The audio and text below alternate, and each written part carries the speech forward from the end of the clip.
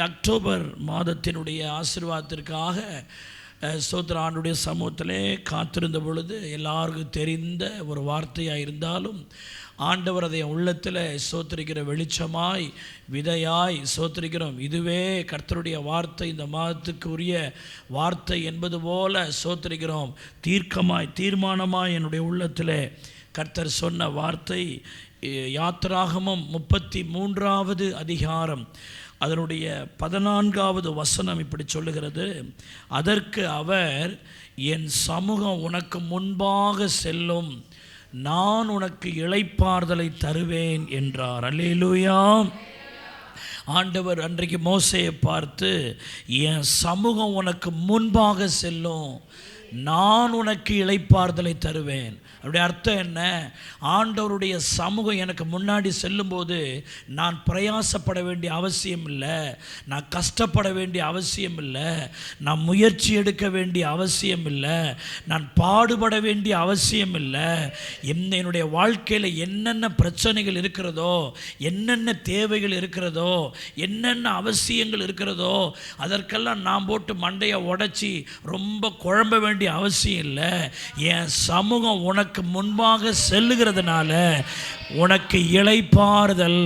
அவருடைய அர்த்தம் என்ன? அந்த சமூகமே எல்லாவற்றையும் பார்த்து கொள்ளும்.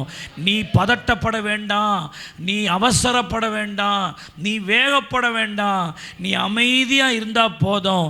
என் சமூகமே எல்லா தேவைகளையும் உனக்கு சந்திக்கும்னு சொல்கிறார். கைகளை தட்டி ஆண்டவரை ஸ்தோத்திரம் பண்ணுவோம். ஹல்லேலூயா. இந்த அக்டோபர் மாதம் உங்கள் முகத்தை பார்த்து கர்த்தர் சொல்ல, மகளே நீ பயப்படாத, மகனே நீ பயப்படாத, என் சமூகம் உனக்கு முன்பாக செல்லும். இந்த அக்டோபர் மாதம் முழுவதும் என் சமூகம், இந்த 31 நாளும், இந்த அக்டோபர் மாதத்தில் இருக்கிற அத்தனை நாளும், வரப்போகிற எல்லா நாளும் கர்த்தருடைய சமூகம் உங்களுக்கு முன்பாக செல்வதாக. எல்லா கைகளை தட்டி வாயை திறந்த, ஆண்டவரே உங்கள் சமூகம் செல்லுகிறதற்காக ஸ்தோத்திர ஸ்தோத்திர. கையை உயர்த்தி ஆண்டவர் கேட்கும்படி அறிக்கையாக சொல்லுவோம். கர்த்தாவே, இந்த அக்டோபர் மாதம் முழுவதும் உங்கள் சமூகம் எங்களுக்கு முன்பாக செல்லுகிறதற்காய் ஸ்தோத்திரம். எங்கள் தேவைகளை சந்திக்க போவதற்காய் ஸ்தோத்திரம். எங்களை வழி நடத்த போவதற்காக ஸ்தோத்திரம். நன்றி சொல்லுகிறோம் ஆண்டவரே. உங்க சமூகம் எங்களுக்கு முன்பாக செல்லுகிறதுக்காய் ஸ்தோத்திரம். அந்த வார்த்தையை விசுவாசிக்கிறோம், நம்புகிறோம்.